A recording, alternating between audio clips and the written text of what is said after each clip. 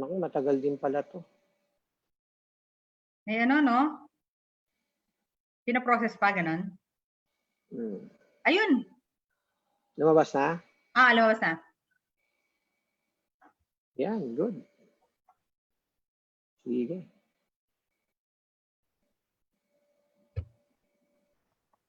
Anytime you're ready, partner. Yes. Okay. Okay.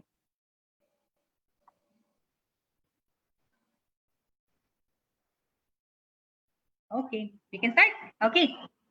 So, welcome to everyone. Thank you for tuning in to the first episode of Coach and Share.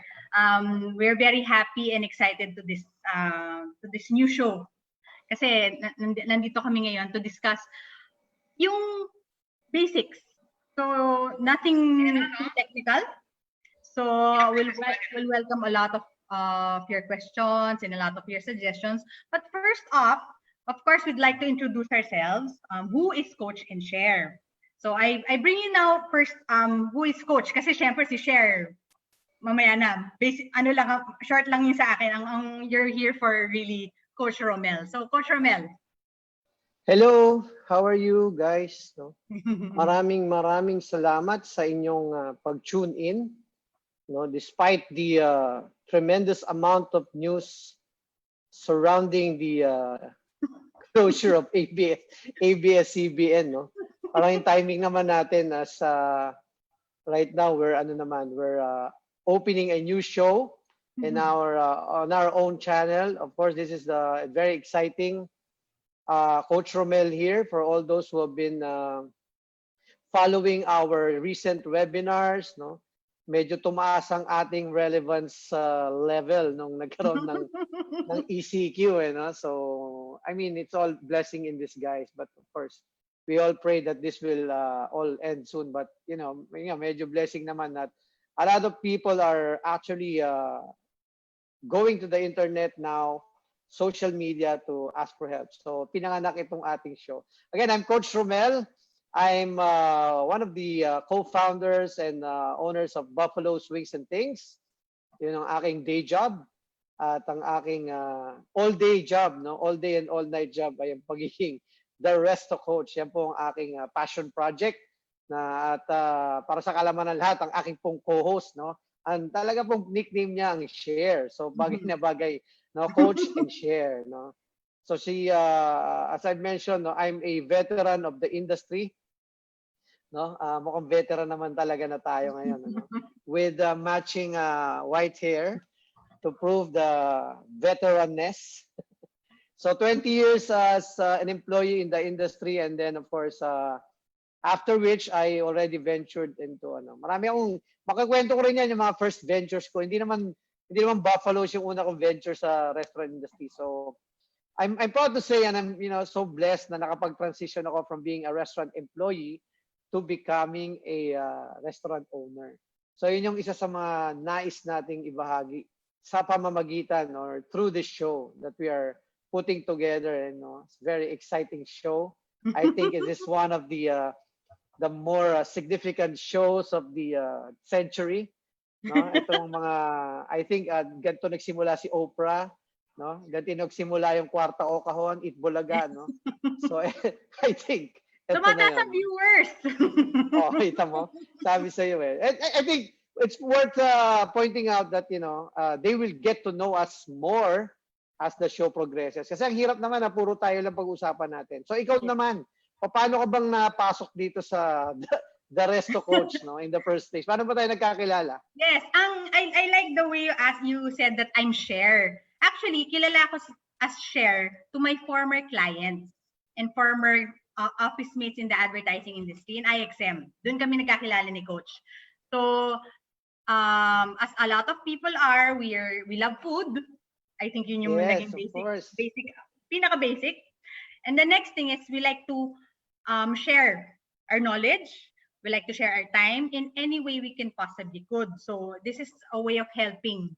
Kasi, mas madali naman talagang magtanong tsaka humingi ng tulong kesa sa hintayin na lang siyang dumating, di ba? So ngayon, parang we open this floor para humingi ng tulong. So, ang background ko naman, totally wala akong experience sa F&B. Ang experience ko is mostly marketing. So, 18 years marketing, veteran na rin. So, tita na rin ako. So, so in terms of selling the idea. So, sometimes, kahit sobrang basic well, it helps to have a good product. But if you can't really share it, if you can't really talk about it in the same way na mabibenta ko siya sa'yo, na magugustuhan mo siya, sayang yung produkto yun. So, dun kami nagkaroon ng partnership ni Romel. Na one day na, saan ba to? Sa Starbucks lang, no? Saan ba tayo nag-start ng kwentuhan ng your vision Resto of coach. the Resto Coach? Kasi ako mahilig akong magkwento kahit di ako pinapakwento. So of course our engagement was anchored on Buffalo Swings and Things because you were with IXM, we were your clients, no? And then on siguro side kwento, I mentioned that I have this passion project. No, itong aking nasa jacket na yan, the Resto Coach. So and then I'm really happy that you from day one na narinig mo yung kwento ng the Resto Coach, talagang nakita ko yung interest mo, yung alignment mo, and yung of course yung more than anything what I appreciate is yung commitment mo, no? Although dito ngayon it's not something that we make money out of it, no? Hindi naman tayo nandirito for the money. Again, it's a passion project, but I'm happy that you joined me in this endeavor. Among our partners din, no? It's worth mentioning. We have other partners in the Resto Coach, no? Mga pare-parehong naniwala rin, no, dun sa mga kwento ng Resto Coach. And of course, more than the kwento is the vision, the purpose, and in general, the why behind the Resto Coach. No? Si Bianca Lagdameo, no? Nagro-rosaryo pa siya ngayon, so hindi pa siya Of course, si Miss Wina Pineda, no, aming no, nagpasimula no pagre-register. Naging kliyente ko rin yan. Si Wina Pineda. So also with, I think, marketing talaga yung background niya rin. And of course, yung ating brother sa industriya, si Mr. Zark Varona, no? The Phenom, no? Si Zark Varona. Kanina ka-meeting ko lang siya. So yun yung ating from my recollection, no, doon tayo nagkilala. And if I may lang, no, if I may ask, no, let me take this opportunity. Ano yung reason? Bakit ka ba, why did you join? Why did you join us here in this endeavor? No? Ano yung why mo? Yeah, in terms of why, well, pinagpala tayo dun sa part na we were given a lot of good opportunities. There were people who trusted us. That's why medyo umangat tayo sa career natin. In the same way, it's time to give back. I know it sounds like a cliche. Just for everybody's information, nasa KL ako ngayon. I'm in Kuala Lumpur, Malaysia, but it doesn't make you stop wanting to help your fellow Filipinos. So I want to start helping in the way na ano ba yung pinakaalam ko? Hindi ako mayaman, hindi ako as influential as some people are, but as far as 18 years in marketing and selling the idea, I think in that way, that my main why is to sell that this vision of the Resto Coach is something worth really pursuing. Kasi, I to think that you're from another industry, kaya nagugulat din ako dati, na pag nagkikwentuhan tayo, sabi ko, okay din to mga to, taga-ibang industriya, but, they're aligned, Sabi nga nila, like-valued people will always be, will find each other. Magkakahanapan tayo sa mundo ng 8 bilyong tao, Para pag binibanggit ko yung 8 billion people, di ako makapaniwala. Kasi nung nasa grade school ako, talagang konti pa lang ang population sa Pilipinas. Sa mundo, hindi pa nga namin alam gaano karaming tao sa China. Pero ngayon, when you talk about 8 billion people and just finding people who have the same values that you have, nakakatuwa yan, and it's a blessing. That's why I'm really excited when we talk about the Resto Coach and what we're doing. Dati we started with YouTube episodes, di ba, with Anthony Suntay. Yes. And then recently, I collaborated with Chef Laudico. Ang sarap makahanap ng mga tao na they believe in the purpose of what you're doing and the vision. Ang vision ng the Resto Coach, napakasimple. It's to, di ba, sabi nga natin, it's to inspire the heart empower the mind, no, and equip the hands of people who are willing to listen. Kasi it's free information, di ba? Free information naman siya. So, whether you're working in the restaurant industry, you're on different levels, no? Maaring crew, maaring team leader, maaring supervisor, maaring manager, no? Or, somebody who's already thinking of transitioning, yung mga area manager, already transitioning into becoming either executives of the company or more importantly, yung mga nagbabalak mag-put up ng sariling restaurant. This is the show for you. Ayun, yun pa lang yung, that's what I wanted to ask That's what I wanted to ask. Kasi ang dami-dami kasing shows about food, about restaurants, about businesses. You mentioned nga, this is for the ones who are interested to venture into. So it doesn't mean na kailangan meron akong kapital bago ako makikinig nito, Coach? Of course, ang dapat mauna po ay ang kaalaman bago ang lakas ng loob. No? Hindi po nadadaan sa lakas ng loob lahat. As we will find out in the succeeding episodes and even tonight, no, a lot of it is about sharing my own experience to people. Learn from other people's experience. Napakahalagang coaching point niyan. Maski yung anak ko nakikinig ngayon, parati paulit-ulit na sinasabi ni Daddy yan, no? Learn from other people's experience kasi it's very costly to learn from your own experience. Bakit mo pa dadaanin sa sariling pagdaranas, no? Kung pwede ka naman magtanong. And if what you lack in experience, no, you can ask people who have that experience, such as Coach and Cher, no? Si Cher, nabanggit niya kanina, she also is a veteran in the marketing field. So ako naman po, restaurant operations, restaurant business, resto negosyo. And on the side, siguro marami rin pong nakikinig sa akin nung nagtatrabaho pa ako sa restaurant about leadership in the context of, in the restaurant. No? Sa experience ko po. May mga shows tayo that will talk about leadership. No? Yung mga leadership 101 coaching natin, no? Yung the principles of leadership. Alam mo kasi nung nagsisimula ako sa restaurant industry, mabanggit ko lang, 1990s, no? Yes. I started as a service crew in Jollibee hanggang mga iba't ibang level na at position na yung narating natin.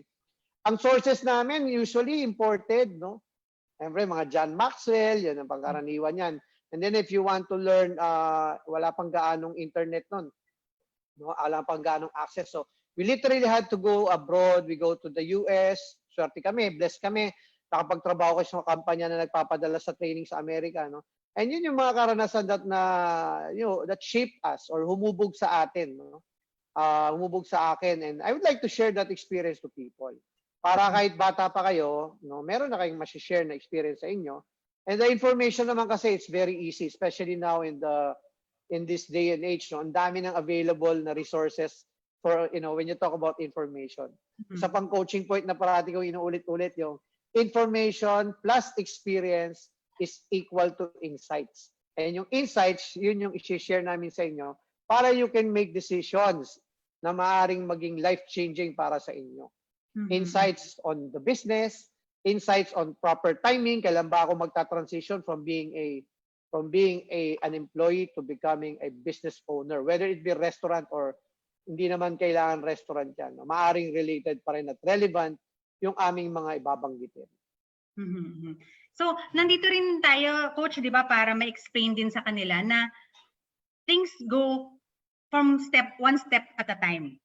So, I'm just wondering kasi at this point in time, magtataka siguro yung mga nakikinig sa atin, this is a very troubling time for the industry. And bakit natin pinag-uusapan to? Why now? Is it really worth it to get into the restaurant industry at this point? And if it is, how? Oo, yun yung sinasabi natin, no? Maybe I'm an optimist, no? But I'm also a realist, no? May kasabihan sa Chinese, no? Hindi ko lang alam kung ano yung kasabihan na yan, pero ang ibig sabihin translated na. Tataka yung mga tao, parang Chinese ka pero wala ka palang alam, no? Sabi ko nga, pag mapasok sa elevator ngayon, umuubo pa ako eh. Nagtatagalog ako para hindi matakot yung mga tao. Anyways, so going back to the saying, ang sinasabi nun, there's always opportunity during crisis. No? Maaring tinitingnan ng ibang tao tong nangyayari as a crisis, no? But para sa akin, you have to keep your eyes, open. Sa akin mahirap 'yan, no? It takes a lot of effort to open my eyes, no? It's hard, no? And a lot of people think that, yeah, you just have to choose whether I smile or I open my eyes. It cannot be, simultaneously done, no? It's very challenging. So anyways, bago tayo mapunta sa comedy, I always look at things on a positive, hanapin mo, no? Sabi ko nga nung nakaraan dun sa ating Resto Coach live session, you always have to, when there's something that happens, especially something challenging or a crisis, you have to, you have to accept, understand, no, and appreciate it. Ano ibig sabihin? Yung pangatlo, yun yung importante, yung appreciation, eh. There's something good. No? Maniwala kayo, merong magandang mangyayari out of it. Ang key lang is mauna kang makarecognize ng mga opportunities na yon. So yun yung pag-usapan natin. So kailan pa tayo mag-aaral ng pagtayo ng negosyo ng restaurant? Kung kailan lahat nagsisimula na ulit magtayo. Eh di ngayon pa lang makauna na tayo, di ba? The early bird, no? Ano bang kasunod doon? The early bird is never late. Ayan, yun na. Oh, yun ba yun? Parang mali, Parang mali, So, yun ang sinasabi natin. To your question, yun ang sagot. Ay, kailan pa, di ba? And sabi nga, di ba? The new normal is not an event that, like Christmas or Thanksgiving. Alam mo, Amerikano pa, Thanksgiving pa. No? That we should wait for. No, the new normal is now. Ngayon na yun, yung new normal, no? And, just wake up, no? Maybe take a break from watching Netflix and ito kaya ako masuot yung aking Michael Jordan shirt because siyempre The Last Dance is highly anticipated talaga yan. Napakagandang yan. Sa leadership marami ring lessons diyan. Anyways, going back. So yun yung point lang natin. Now is the best time to start preparing, no. Yung iba nga kami nga we already started pivoting, no. Nag-pivot na kami. Na ngayon pa lang kaysa maghintay nung GCQ. 'Di ba? Kasi as restaurants, we're part of the essential services, eh. Yes. So we can open, imagine how blessed we are. We can open even during the ECQ. So we took the approach na mindset na it is a privilege that was given to us and we should take it as a responsibility to serve the communities. Yes. So I'm sure nakaka-relate kayo doon. Merong mga calling ang mga pagkakataon sa atin. How do you know that you're being called to the industry? Maganda yan. Maganda yan. Siguro, ang pinakamaganda dyan ay through a story, no? Yung sarili kong storya. Nakahanda na ba ang inyong mga panyo, no? Kasi nakakaiyak to, ha? Kailangan ng panibagong maalala mo kaya, eh. Taas ang oo nga, Diyos ko, no? Wala na tayong susubaybayan every Saturday. No, baka ito na lang, huhulaan nyo kung ano pamagat ng episode na to. Makakatanggap kayo ng Buffalo Wings and Things coupon or GC. Ayan. Yung top fans yung si Jed tsaka si Kate, ayan na panay message, parang hi coach, hi coach. No, si Miss Melody, no, ako, speaking of yung mga tao na dati, no, franchisee ko siya, ngayon kaibigan ko yan, si Miss Melody. No, hello, hi, regards to Sir Paul, no. From Hong Kong yung mga yan, no. Yun naman ang goal natin. No, sana yung mga kababayan nating nandiyan sa KL, sa Hong Kong, Singapore, marami rin tayong tropa dyan sa Hong Kong, no? Sa Wan Chai, no? Yes.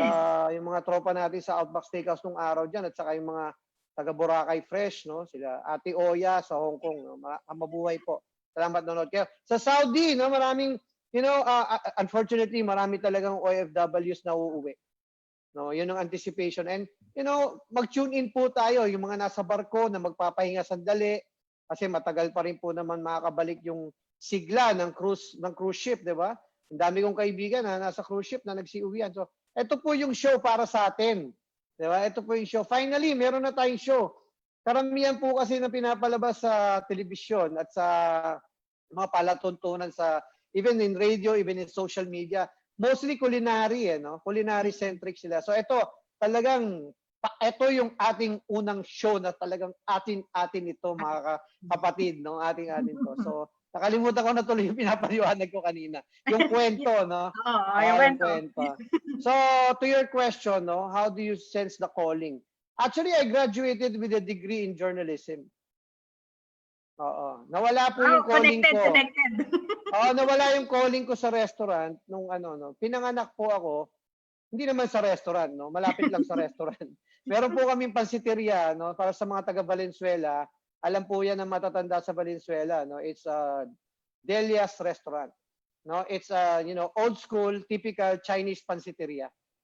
Yan yung mga parang pansiteria sa Nacinto, parang ganyan yan. Yan ang alam ng mga taga Valenzuela. In fact, trivia lang, pag sumakay ka ng jeep, no, nung araw, pag sumakay ka ng jeep from Manila, and even if you ride the bus, no, if you say Delias, alam nila bababa ka sa BBB.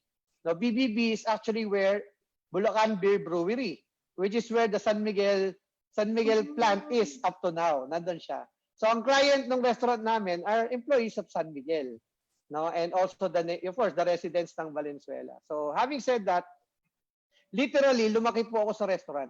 Sa taas ng restaurant kami natutulog, no. Madalas ako mapagalitan ng nanay ko because imbis na umuwi ako sa amin, doon ako natutulog sa lola ko, no, sa taas ng restaurant. So the restaurant was 24 hours, no, with matching jukebox, no, and yung mga take-out pansit, no, yan po yung aming specialty. No, may mga matatanda sa Valenzuela that they can still remember the pansit of my lolo. And my lolo, I'm proud to say, is a first generation migrant from China na tumakas po sa communism. Tumakas siya sa komunismo at sumakay sa barko kasama ang dalawa niyang kapatid, no. Hindi ko po alam yung accuracy kung dalawa sila o tatlo sila, no, but ang nakikwento sa akin dalawa sila. So when they arrived in the Philippines, iba-iba sila ng alam gawin, no. Ang lolo ko magaling magluto, no. So nagtayo siya ng maliit na noodle house, no. Parang may pagka Kung Fu Panda yung dating, no. So nagtayo siya ng maliit na noodle house hanggang sa naging restaurant. So, nasa DNA. Nasa DNA, okay? So, nakalimutan ko, syempre, when you study, ang tinuturo sa'yo ng magulang mo, mag-aral ka ng mabuti and then find a good job, no? But, when the turning point in my life was when I worked as a part-time working student sa Jollibee. Ayan. Parang na-trigger ulit, na-stimulate yung, nga, no? Okay, ito yung environment, parang, and then parang from there, I consulted my advisor or counselor sa college, and sabi niya, you don't need to, ang suggestion ko, wag ka na mag-shift kasi magta-third year ka na. Total communication is is a general field, no. So, and after graduation, true enough, pinagpatuloy ko yung pagtatrabaho ko sa food industry. And from there, no, I think another turning point, mahabang kwento, but to your question, there will come a point in your life na, kasi mahirap magtrabaho sa restaurant, no? Alam ng mga audience natin yan, no? Si Kate nakikinig sa atin, no? Si Kate. Common friend, no? Si Vince Blanco, si R.R. Gallego, of course, no? Master Jake Castro from Las Vegas, ba? Hindi ng audience natin, ha? From all around global audience. Meron din tayong si Nel Santos from Singapore, di ba? All over yan, talagang tayo, no? Global. Global. Nakaka-inspire. Salamat po sa suporta. So, continue. Another turning point is yung na-realize ko that, mabigat to, no? After working maybe about 12-15 years in the restaurant industry, I realized walang retirement pay. Walang retirement plan. Kasi ang mga ka-basketball ko, alam mo naman, mahilig ako sa basketball, no? Ang mga ka-basketball ko, hindi taga-restaurant, taga-bangko, taga-ibang industriya, taga-financial. Pag pinag-uusapan nila yung mga retirement packages nila, sabi ko, ano yun? Ano yung pinag-uusapan nyo? Wala kami yan. So, ang graduation po natin ng mga nagsisipag trabaho dito sa industriya natin, na napaka-challenging, no? Lalo ngayon with COVID, no? Dati nung araw, challenging na nga. Linggo, pumapasok ka, New Year, Christmas, no? Birthday, wala sinasanto yan. At may haba ang duty sa restaurant, ha? Volume decline yan, no? Hindi yan yung tipong pag closing ka, no? Anyways, so magandang kwento yan on another episode. But to sum it up, na-realize ko yung dulo. Ano dulo nito? Tatanda akong nag-duty or ano. So na-realize ko. So sabi ko, I need to widen my my horizon and talk to people.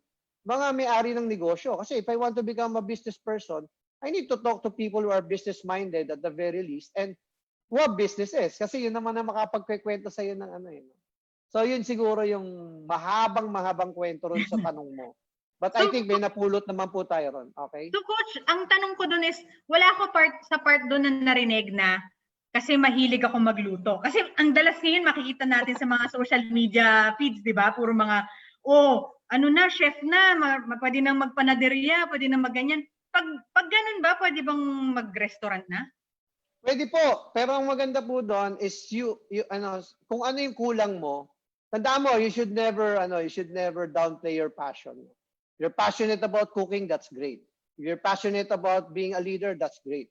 But ang payo ko is you find partners. No? You either find partners or equip yourself. No? Kung ano yung kulang mo. Kasi ang pagpapatakbo ng restaurant, hindi lang puro pagluluto. Napakahalagang component niya. No? Sabi nga natin dati pa sa Resto coaches, signature dish. You have to create a signature dish. Di ba? But, having addressed the culinary side, ano yung susunod na side? Finding the right business model. Yan, kailangan mo na ng medyo entrepreneurial know-how, no? And again, no, you don't have to go to 4 years or whatever, no? Just reach out to people. And ito yung purpose ng tong platform natin, nung ginagawa natin ngayon. It's just free information and kwentuhan lang para magaang, no? Kasi pati ako nape-pressure ako pag masyadong technical yung mga tanong, no? So, yan yung sagot doon. Oo. Kaya in-encourage din natin silang lahat na mag-send ng questions, mag-send ng suggestions kasi marami ng ideas na may mention si coach na pwede rin ninyong ma-pick up from. Tapos kung meron pa kayong gusto niyo i-push, tanong lang kasi sabi nga naman is it's time, it's effort, but it's free information. So take advantage of this platform. Tingnan nyo dahil matanda na ako, kwento ko sa inyo. Yeah. Noong 1970s, nung ako po pinanganak po ng taong 1972, so ang television po noon ay limitado lamang ang mga channel, no? At wala pong remote control, no? May susi pa yan. Ang television ay may eskaparate na sinususi ng magulang mo. At saka yung channel 9 may orasan. Yes, tas ayaw ka niyang papanood. Gusto malaman ng oras, punta ka sa channel 9, no? Yan. No? So anyways, having said that, imagine that world, no, where there's maybe 3 channels, 9, 13, 2, then 7, no, 4, no? And then, no, aside from pinipihit mo, no? Ang point ko lang, 'di ba, dati pa kahit na ang ganda-ganda nung sinasabi halimbawa ni Uncle Bob, no? Alam mo ba yung Uncle Bob, Lucky 7 Club? Lucky 7 Club. Halimbawa, kaya ang ganda ng topic na pinag-uusapan nila Frankie Evangelista at ni Paul Lacanilaw. Hindi ka naman pwedeng magtanong eh. Diba? Even kay Inday Badiday dati, si Noli De Castro lang yung alam mo ba yan? Si Noli De Castro yung nag-a-announce ng Inday, meron tayong katanungan. Ay, hindi. Kaya nagsimula si Noli De Castro. Voice over siya sa pwedeng tumawag Inday sa Badiday. radyo para mag-request. Yes, yun yung pinaka-engagement na nag-start. Napakahirap nun. Bago ka makapasok. Ngayon, tinan niyo po. Bibigyan ko tayo example. Si Christian Manuel po, no, restaurant industry yan, si Ian Manuel. Pero nandun siya sa training field, no? Ang specialization niya, dati siya sa bistro, dati siya sa Zarks, no? Kaibigan na, magaling din tumugtog yan, no? But he's watching because alam niya that the training field can benefit from this discussion. Kasi nasa loob ng restaurant industry yan eh, training department. No? Iba ang training sa restaurant. No? So, thank you Ian for supporting. Diba? Again, na-mention ko kanina from the airline industry, Miss Melody, si RR, of course, is the operations head of the Buffalo's Mission Things. Si Vince Blanco, entrepreneur, dati ko pong kasama sa Outback. Si Kate from the marketing industry, kasama mo dati yan, no? Si Glenn Mayhew, hello. No, ito kaibigan ko na-interview ko siya, no? Recently, is formerly from the TGI Fridays also. Again, from Las Vegas, Mr. Jake Castro. Lorraine Tew, hello, how are you? Thanks for watching. Si Angel is in the HR practice naman, pero again, no, nakikinig siya because I think the restaurant is one of the restaurant industry is one of the underestimated yung yung impact, no, as an SME sa ekonomiya ng bansa. Ngayon na nangyari tong ECQ and everything, and nalagay kami bilang essential services, people will realize how big the industry is. It is a big industry, but ironically, walang palabas sa TV about it, no? Buti pa yung di ba, agrikultura, merong ating alamin, no? Yung pagpaparlor, merong palabas si Ricky Reyes, no? Ito na yung pagkakataon natin. This is the first show about the restaurant people. More than the restaurant industry, this is a show about the restaurant people. Yes, yeah. Yeah, kasi mostly yung mga nakikita ko lang na feature ng restaurants, yung pag sinasabi nila sa mga holidays, yung sa nakikita mo yung videos ng Jollibee, ng mga inasal, yung mga heartwarming na nandun sila ng Pasko, nandun sila ng bagong taon. Totoo po yun. That's the only way na nakikita natin sila. And then, of course, the other side of it is yung pag nirereklamo sila sa social media. Parang, why would I go into something na ang feeling ko, bugbog ako kung bugbog sa katawan at saka sa pag-iisip. Pero if the passion is there, then it's worth going into. Yes, yes. Ako, I'm very vivid in my memory, and si Yam, yung anak ko, yung panganay ko, si Yam, no? Pangalan pa lang, alam mo, taga-restaurant industry na yung tatay, eh, no? Yeah. Kulang na lang gawing regular Yam with cheese, eh, no? So anyway, si Yam, ano yan, eh, year 2000, I don't know if she can recall, no? Because she was just 4 years old at that time. Yung Millennial New Year, nasa ano kami no, nasa tapat ng Outback Steakhouse sa Makati because I was on duty. So, nag-New Year kaming mag-ama sa restaurant. Nagbibilang ako ng, kasi inventaryo yan eh. Year-end inventory on December 31. So, hindi ka pwedeng lumiban kung manager ka. Ayan, actually, ang ganda nung insight niyo kasi pagdating dun sa coach, ang ganda rin ma-encourage yung families ng mga taga-restaurant. Kasi when they watch this show, they will understand kung anong pinagdadaanan ng anak nila, ng asawa nila, ng mga kaibigan nila. Kasi unless you're in the restaurant, parang doktor yan eh, di ba? Unless you're in that industry, you'll never know how challenging days are. Yes. So parang ngayon nakita natin yung value ng mga frontliners, no, mga nurses. We take them for granted before, di ba? Parang ngayon we realize their value. Same with restaurant people, no, and their families also. They go through a lot. So that's why the advocacy of Buffalo Wings and Things and conviction namin is to simply that the success of our company should be measured by its impact to the betterment of the Filipino family. Kasi alam din natin yung mga dangers of working in the restaurant industry, no. I'll be very straightforward, no. Immorality, drug addiction, no. Ano yan eh, kasi stressful yung environment, no. Marami yan, yung yung psychological impact sa tao nung nako-complain, nababash, no. Maraming yan, no. We'll talk about it sa mga future episodes. I'd like to say hi to Miss Reg. Reg, I'm happy that you're watching, and please encourage people from our my former company and where you're working now. This is for everyone. Wala po tayong kanya-kanyang brand rito. Taga Shakey's ka, taga Peri-Peri, binanggit pa rin, no? Taga Buffalo's ka, no? Sama-sama tayo dito. Ito ang unang show para sa ating lahat. I'd like to say hi to my teacher from elementary, advisor ko ng grade 6. Very supportive sa lahat ng post natin, si Miss Sening Demate, no? Hi, ma'am, and thank you for requiring our classmates to watch the show. Wow, required. Ito pa, no, representation si Matthew. Matthew is from SM, no? So from the landlord side, may nanonood din sa atin. Si Miss Kathleen, yung dati kong kasama sa si Kathleen K. Oliveros Bates, no? Kasama ko rin sa SM dati yan. So salamat po sa inyong pakikinig. Full circle. No? George Benavides, sir, maraming salamat po. Please invite others, no? Again, I'm very excited, no, because we have share with us, no, Coach and Share. Napaka-self-explanatory. Nagkataon po yun lang ang aming mga nicknames, pero yan po ang aim natin. Very simple, to coach and to share. Yes. Yeah. You mentioned some specifics in the restaurant industry na nagbabago ngayon in the recent COVID situation. Care to share some more about that? Yeah, well, I'd like to, maganda yung segue mo dahil everyone's, kanina medyo nagpa-lighten lang tayo ng mood natin. But of course, a lot of people in the restaurant industry are very anxious now. Will I lose my job? Where's my company going? Ano po ba mangyayari? Ano po ba itong new normal na ito? No? Meron pang bill sa Senado, sa Kongreso, the new normal bill. No? So pag-usapan natin from the perspective of somebody who's from the industry. Sige lang, isi-share ko lang yung screen natin ngayon. Medyo challenging tong Zoom no? Pero natututo na rin ako kahit papano. Marami tayong natututunan dahil sa crisis. Lahat tayo maraming natutunan. So ano ba yung nangyari sa industriya? Ito, bibigyan ko lang kayo ng certain so trends and insights. In the past, of course, ECQ pa rin tayo ngayon, pero papunta na sa GCQ, no? Sana magkatotoo na nga. No? But during the ECQ, ito yung mga nangyayari sa industriya ng restaurant.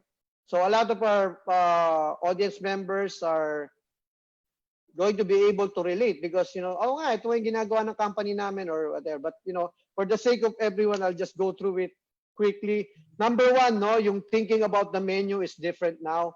If you own a restaurant, if you're part of the decision makers in your restaurant, one of the first things that you have to do is to streamline your menu. No? Manage your inventory. What do you have on hand? Ano ngayon? I mean, it's an opportunity na medyo flexible ang market ngayon. I recommend that you just focus on your core menu. No, hindi pa pwedeng yan na malaki ang menu mo. So a lot of restaurants have been streamlining, us included, no. If you have it, yes, go ahead. Sorry. Go ahead. Yeah, go ahead. May follow up ako. Pero go ahead, sorry. The streamlining kasi is it's the first and the most practical approaches. Knowing that people will understand na hindi lahat ng buong extent ng menu mo is available now. Anticipating supply chain issues, unahin mo muna yung inventaryo mo. And most probably, highest probability naman ang inventaryo mo ngayon is yung core items mo, no? So dahil dyan, pinanganak yung mga ready-to-cook food kits, no? Because a lot of restaurants with commissary, they had to sell their marinated, may expiration kasi yan eh. Pag pinrocess mo na yung mga items from raw, frozen, ginawa mong tino-out mo and then minarinate mo na. So you have to sell that. So may yan, question ako dun yan. sa, Go ahead. Sa ready-to-cook food kits. So ang dami natin nakikita sa social media na nagbebenta na sila ng kits.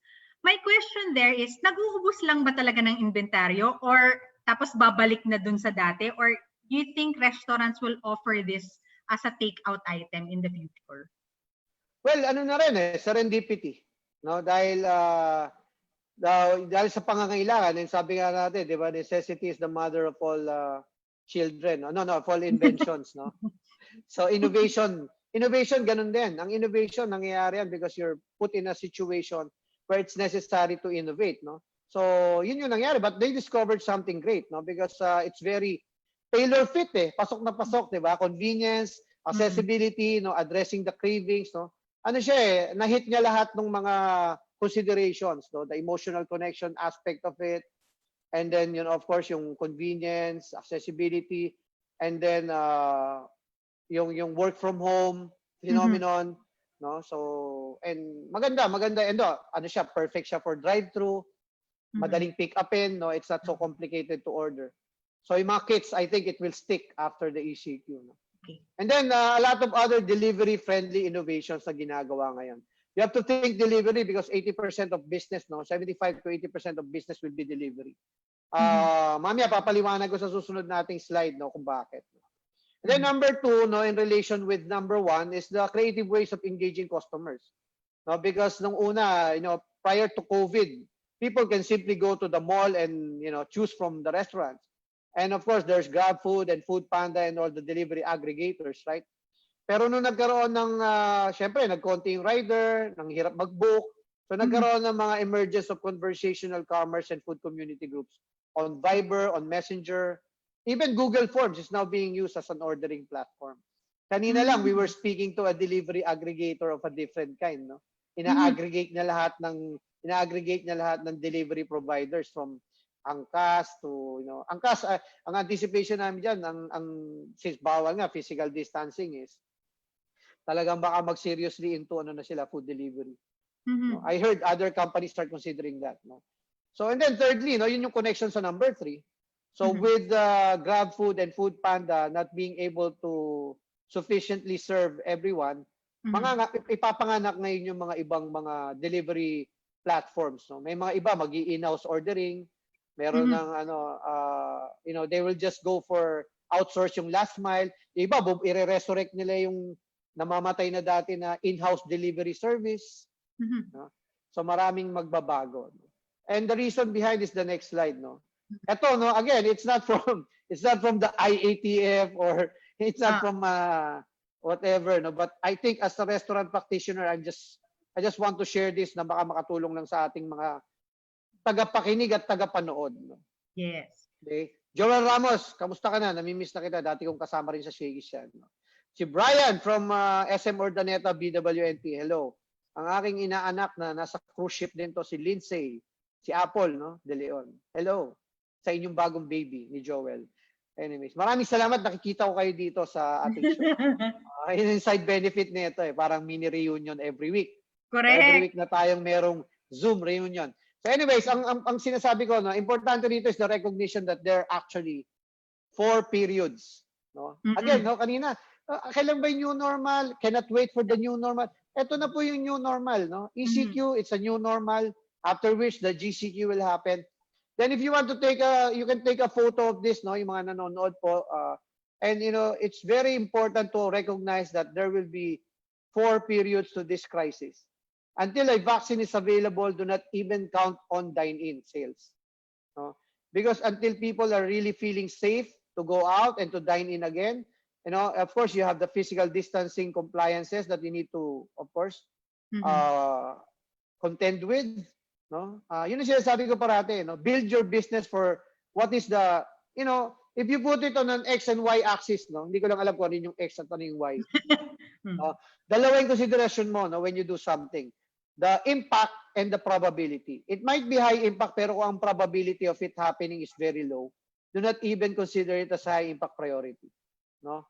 Today, ang sinasabi ko sa mga tao and even, our own people in Buffalo's and those I talk to in different communities, and what's important right now is your focus, your understanding and appreciation of the situation, the new normal, the situation, and then adapt with agility.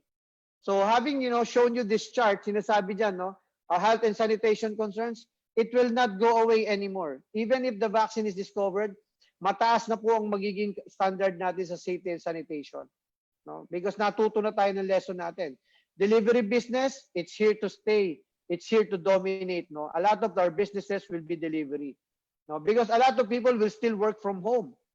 No? Maraming opisina naka-realize na we don't really need to require our people to go to the office, and we can actually minimize our office rental expense. No? So mangyayari pa rin yan. Advance order and pickup, similarly. No? Dine-in transactions, very conservative ang projections natin. Very low even during the post-quarantine. And when the vaccine is available, maybe that's the time na magkakaroon ng resurgence o pagkabuhay mo, resurrection ng dine-in. But until then, let's put our projections, our business projections, even as an employee, your expectations. It will be, nandiyan sa baba, unahin ko na in relation to dine-in, it will be a low-touch customer service environment. Things that are like very, very common, fundamental during pre-COVID. Sino hahawak ng menu ngayon? Oo nga. Diba? Who will, anong definition ng table visit ngayon? Correct. You will do table visit 1 meter away, di ba? Totoo rin bang konti na rin din ang nagka-cash, di ba? So wala na talagang contact eh. Ang laki ng difference eh. Kaya nga, di ba, yung mga nakikinabang ngayon, those who are really benefiting from this is, ay yung mga nasa bangko na they're saying almost 70% increase in online enrollment, online payment enrollment. No? Napwersa na yung taong mag-migrate to online payments, non-cash payments. No? Even in business development, for those in the real estate industry watching right now or maybe watching later during the replay, magbabago yung pananaw ng mga restaurant owners sa business development.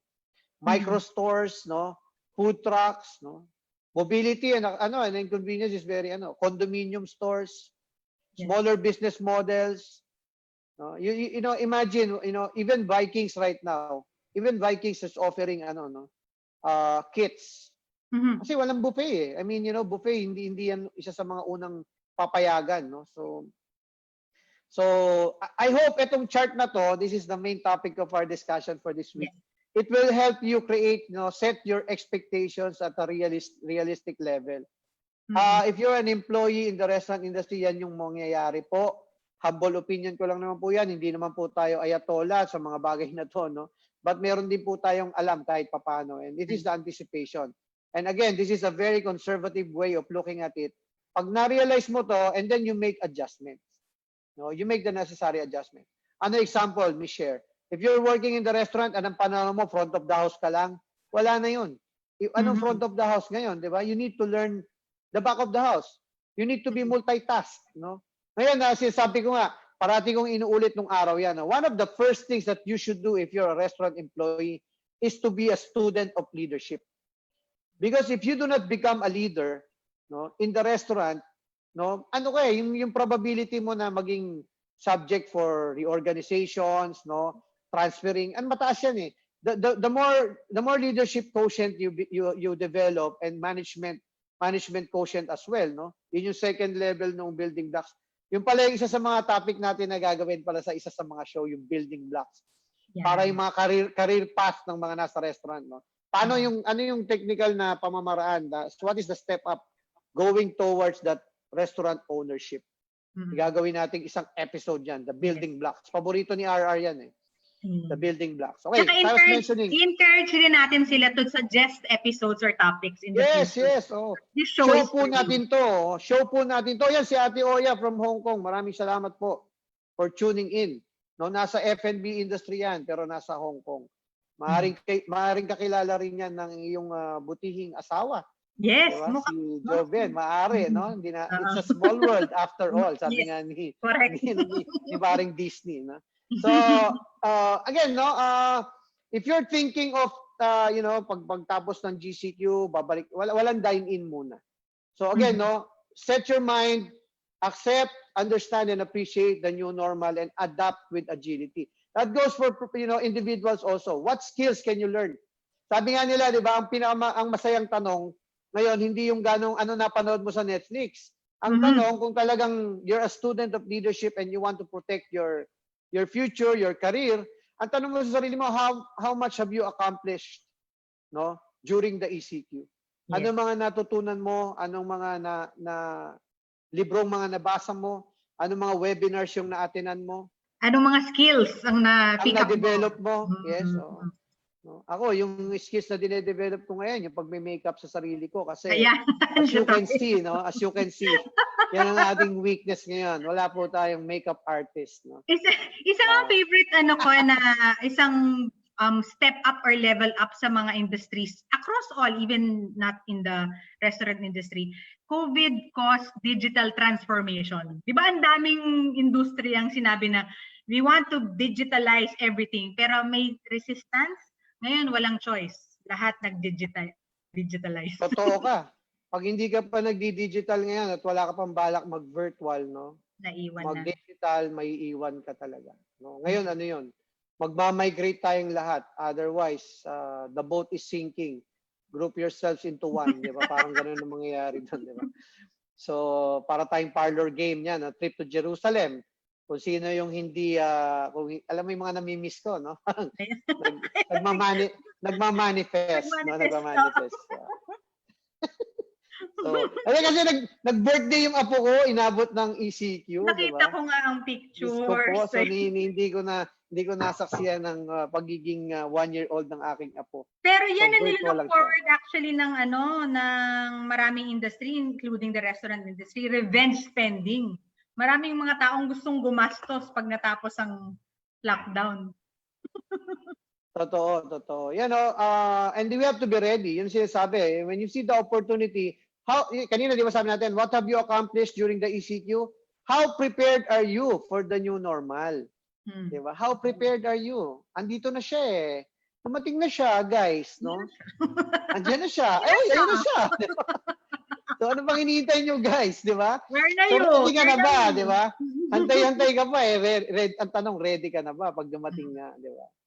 So, again, no, batiin natin si Natalia Tobias. Ayan po. Sabi niya, yes, tama po, Sir Romel. Be a student of leadership. Heart. No? May heart pa siya. Salamat sa heart, no? Ayan, si Lorraine from BGC. Of course, nabanggit ko kanina. Si Anthony. Ito, dati kong kitchen manager namin sa Outback. No?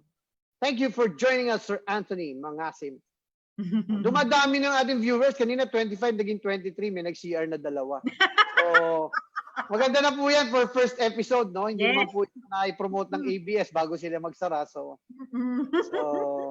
baka sakali tayong pumalit. Baka may tanong ka pa dito sa sa aking chart. No? Kasi ang perspective lang din, no? Kasi nag-lighten na rin, nag-lift na rin dito sa Malaysia. And then some restaurants do have dine-in. But for example, 10 out of 10, merong isa or dalawa lang magda-dine-in and 8 would take away. They call it take away dito. So mukhang ganun talaga yung trend. Ganun magiging ang mangyayari until there's a vaccine. Yes, kaya nga 'di ba sabi ko, mindset mo na, what if yung PNL mo, no, alam ng taga-restaurants to. Ang PNL mo dapat tumatakbo siya na kahit walang dine-in sales. Huwag mo na isama sa projection mo 'yon. Bonus na lang 'yon, 'di ba? So kung maganda break even mo, kahit nakaka-break even ka, kumikita ka pa at ang PNL model mo, food cost, labor cost, no? Of course rental, medyo may reprieve ngayon kung nasa mall ka, no? And then restaurant supplies, no? Sisipa ang restaurant supplies kasi ang daming packaging na ginagamit ngayon, puro takeout 'yan eh. So pag ang PNL mo, ang break even mo mababa, kahit takeout or delivery lang, panalo ka. Kasi once na bumalik ang dine-in, alam nga namang ibalik mo pa yung 'di ba, yung tanggalin mo pa yung mga efficiencies na na-gain mo nung naghigpit ka ng sinturon, so to speak. Ito, kanina pa ako kinukulit, babatiin ko lang yung mga classmates ko na nire-require ng teacher ko, na si Dax Aquino, kababata ko yan, kaklase ko. Miss Tet, no? Hello, Miss Tet, no? Welcome to the show. Si Carlito Ongle, from Singapore din yan. So mga classmates ka. Pinsan ko, si Michael Ruiz. Pinsan ko din, si Beng, no? She's in the naman, no? She's with Shell. Ang kapatid ko si Panji, of course, no, from the BPO naman yan, BPO industry. Yan actually pwede rin sila kasi sila yung usually 'di ba medyo mataas ang sweldo pero mabilis din ma-burnout. Yan din yung industry yun eh. Saka may may kaugnayan. I think right now with there'll be a surge of engagement between restaurants and BPOs in terms of mabubuhay yung mga call centers. Prior to Grab and Foodpanda kasi yan ang buhay ng delivery service eh. They outsourced the delivery order taking to BPOs. So magkakaroon ng ng resurgence, no? Of course with restaurants wanting to go into technology, a shortcut would be to engage third parties such as business process outsourcing. No? Mga suppliers, gusto rin natin encourage mga suppliers, you can join us dito sa show. Lahat mga stakeholders, no, franchisees, yung mga nag-franchise ng mga restaurant. Nako, isa po, hindi man po sa isa po sa mga maitutulong namin sa inyo is yung mga, if you have questions about franchising or you're interested to franchise, no, we can answer your questions also. From BWNT Southwoods, no, ayan. Regards sa mga kasama natin dyan, Natalia. Bukas na sila no? Nagbukas na rin sila. Ayun. Okay. So, actually, meron na tayong mga na lang, 7 minutes na lang, Coach. Ang bilis ng oras, no? Ngayon, dahil coach and share, tapos na yung coach, ikaw naman ang share. Ayan. Ang tanong sa'yo every week, itatanong sa'yo, what are your top 3 takeaways from the show? Okay. The top 3 takeaways for me, at least, kasi ako yung ako yung talagang not from the industry, mostly my questions will be asked na mga iniisip ng mga viewers na hindi rin ganun ka-experience. At saka, pwede nyo akong gawing voice para magtanong. Huwag mahihiyang magtanong, di ba? So, yung top 3 takeaways would be, nag-stick sa akin sobra yung information and experience is equal to insight. Kasi, ang dali di bang ma-overwhelm? Ang daming information, ang daming kwento, ang daming kung ano-ano. But to combine both information and experience to get insight. Actually, big bucks yan eh. Yan, sa industriya ko, yan ang binabayaran. Yan ang medyo mataas ang retainer. May tawag kami dyan, retainer fee. Pag nakuha mo yung insight, hold on to it and use it because that is power. Next is adapt with agility. Favorite ko yan. Kasi madalas maraming tao nagsasabi na yung mga negativity na nangyayari sa situation ngayon. Pero nakakakita rin tayo ng, apart from the new heroes na mga nag-emerge, yung mga creative people nag-emerge. Yung amidst all of the darkness, may way tayo to express ourselves. And eventually, hindi natin malalaman na, okay, kaya pala yun, meron palang way para, bilisan lang ang pick up, kumbaga. Pabilisan lang ng pick up. Yan. And then, that lastly would be, there's an opportunity in the crisis. Maraming industriya ngayon na medyo kabado, pero meron din na parang umaakyat. So, lang talaga siya, will lang siya eh. In the same way na will siya, that's why Coach and Share is here. Di ba? Nandun tayo sa, nakikita ko lahat ng mga nag-tune in sa inyo, Coach. At one point in your career, naka-encounter mo siya. So, that's what I said na as full circle siya eh. Wala naman lahat ng ito, lahat ng insights nyo kung wala tong mga taong to at saka yung mga experiences. Which is nakakataba ng puso.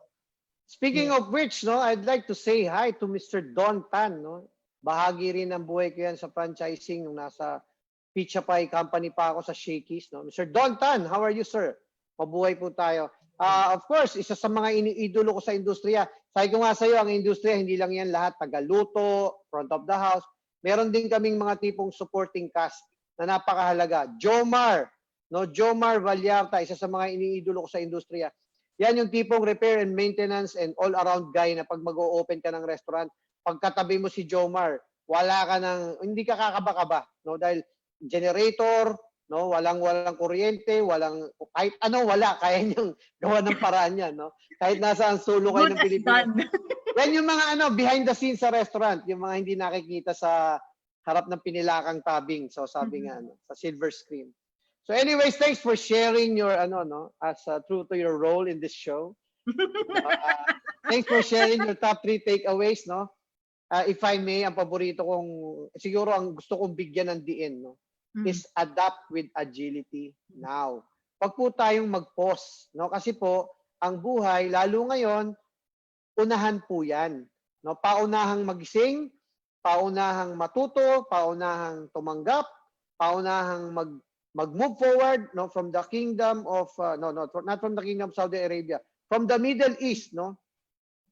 A good brother, no, brother na to, hindi to friend, JRV, no, Mr. Viper, one of the pillars of the restaurant industry also yan. JRV, magandang gabi sa iyo, no.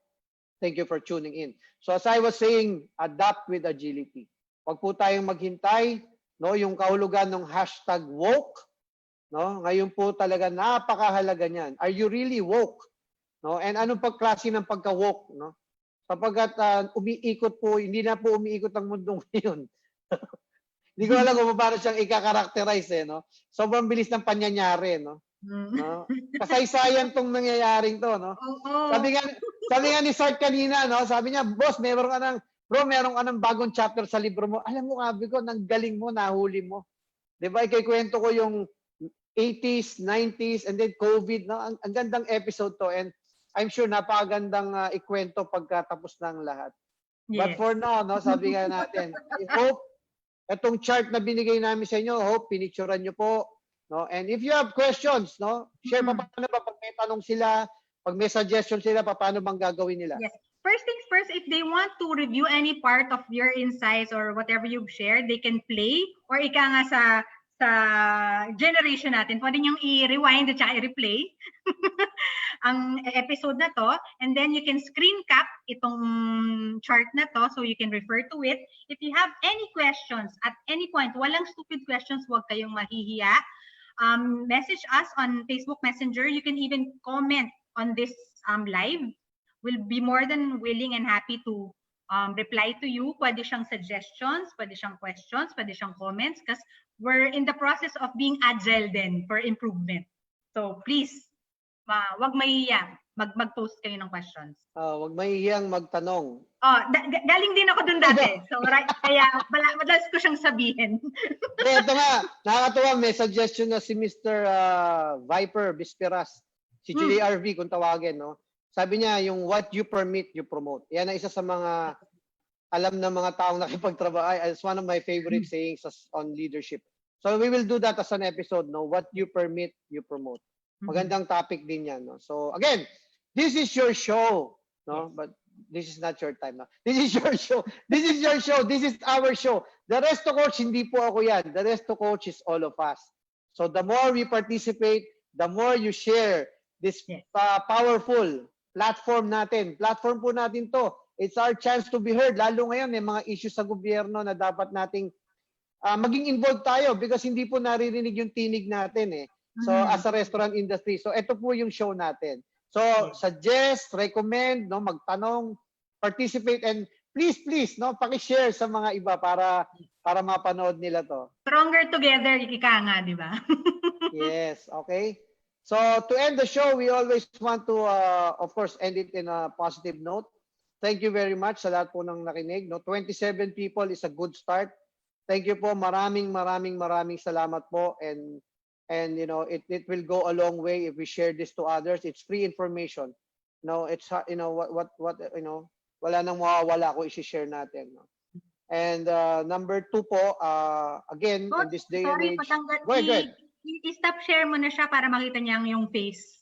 Kasi okay, sorry. Hindi nakikita nila. Ayan. Yeah. So, hindi pa tayo sanay na sa platform. So anyway, so before we say goodbye, we just like to say thank you. Of course, the attitude of gratitude is something that we'd like to share with you in this show also. I'd like to thank my partner, Miss Cher. No, balang araw magigest dito yung kanyang asawa for a musical segment ng ating show. Nagawa pa lang yung jingle ng show natin eh. So actually, speaking of kung gaano kayo bago tayo mag-end kung gaano ka kalakas sa akin, lagi akong back of house. Back of house ako sa asawa ko, back of house ako ng Resto coach. Bigla ako nilagay sa front of house eh. So ganun kalakas si coach sa akin. Well, it's your time to shine, my friend. So again, no, until next time po, paalam muna, stay safe, healthy, and optimistic. Mabuhay po tayong lahat.